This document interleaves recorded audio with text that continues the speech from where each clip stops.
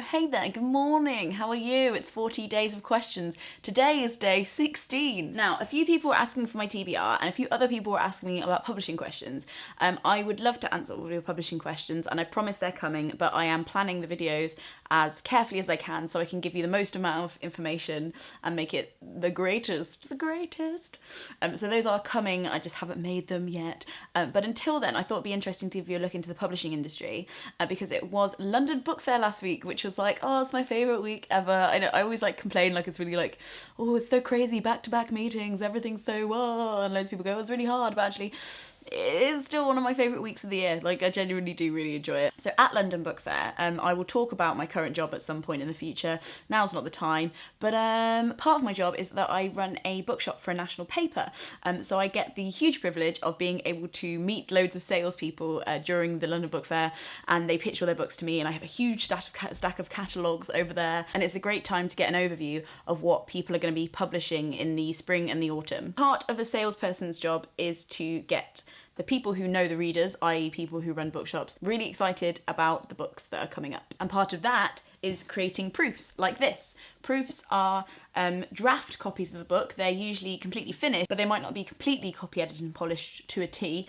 And they are usually quite expensive to print because they usually print really small numbers of them. They're in paperback, even if the book comes out in hardback. When I see that publishers have made proofs, it's an indication in itself that they think that this one is a great one. This one's really special because they cost so much to print. So I get proofs through every day. Hundreds of books come through to me and I can't read them all, obviously, and I can't keep them all.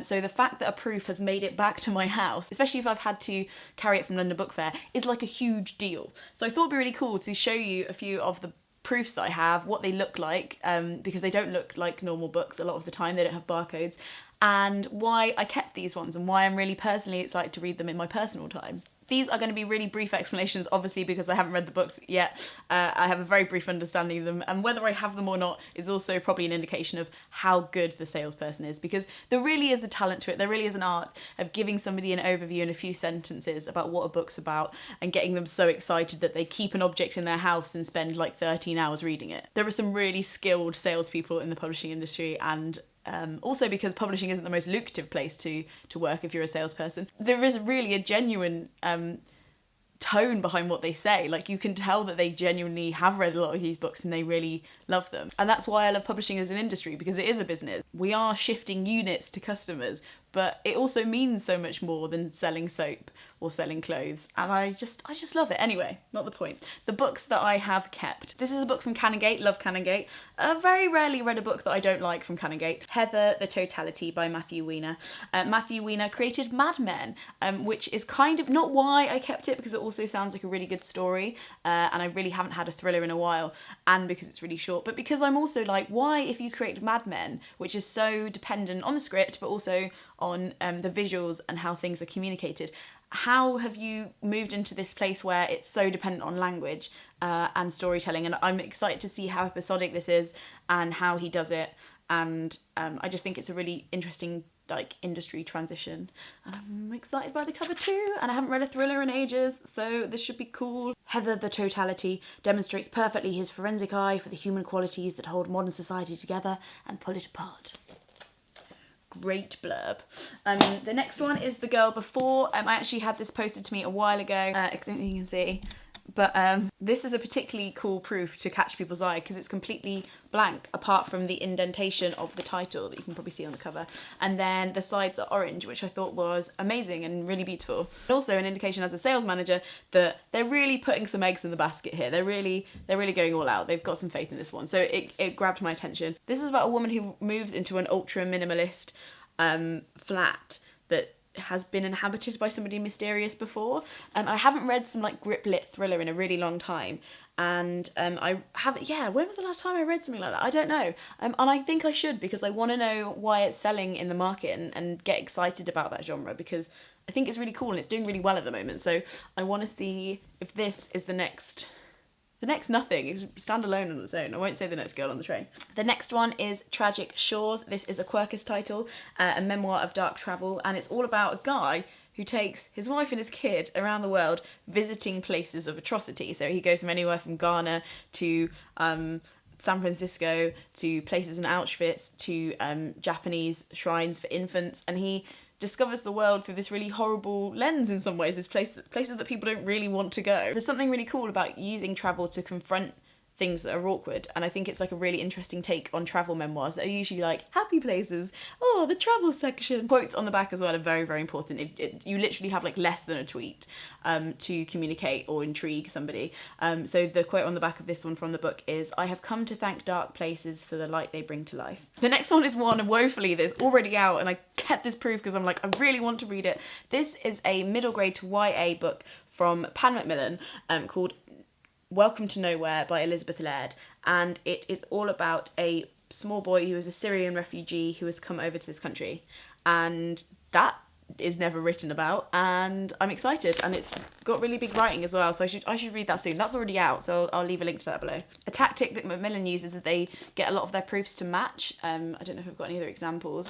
Here's another one from them. This is The Lottery by Emma Donoghue, and you can see that they won't look like the finished one, but they do all match, which hopefully will make them stand out on my shelves as Pan Macmillan titles and remind me who to contact when I need to order some. And that's a different way of doing proofs, really. It's to single out the publisher as the most important thing about this proof, and the fact that we should trust the publisher. Interesting. Next one, which I still haven't started. I'm so annoyed. This one comes out in April. This is Aisha Malik, who a few months ago I wouldn't shut up about her on this channel. I interviewed her about what it's like to be a Muslim woman in Britain. I talked and reviewed her book, Sophia Khan Is Not Obliged, and this is the second one in the series. It's you don't want to be like Muslim Bridget Jones, because I feel like that's putting it in a ridiculous box, but they're hilarious rom-coms that don't centre around romance but centre around the experience of being a woman, and they're just hilarious. I'm so excited to read that. This one's called The Other Half of Happiness. Bleaker House.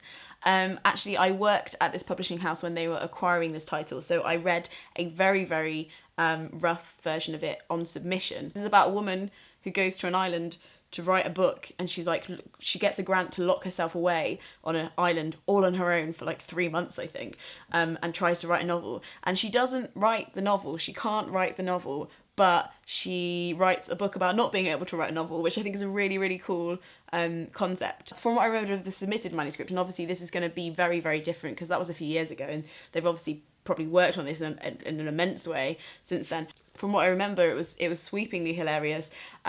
It's set in the Falkland Islands, and it's this kind of like laughing at itself, very intelligent, literary, into the wild style look at like, if you retreat, can you be a genius? Probably not. This one is A Manual for Heartache by Cathy Resenbrick. Again, this is a Pan Macmillan title. Cathy is a huge name in the publishing industry, and I remember following her on Twitter and reading her articles when I was trying to get into publishing. So I really respect her from that level. She wrote a book called The Last Act of Love that did amazing, like it blew everybody's minds. It did it really amazingly in the market a few years ago, and I didn't get around to reading it, which annoys me. This is a non-fiction look at the idea of heartache and loss, and I really trust like Cathy's writing style, and I'm sure this is going to be absolutely stunning.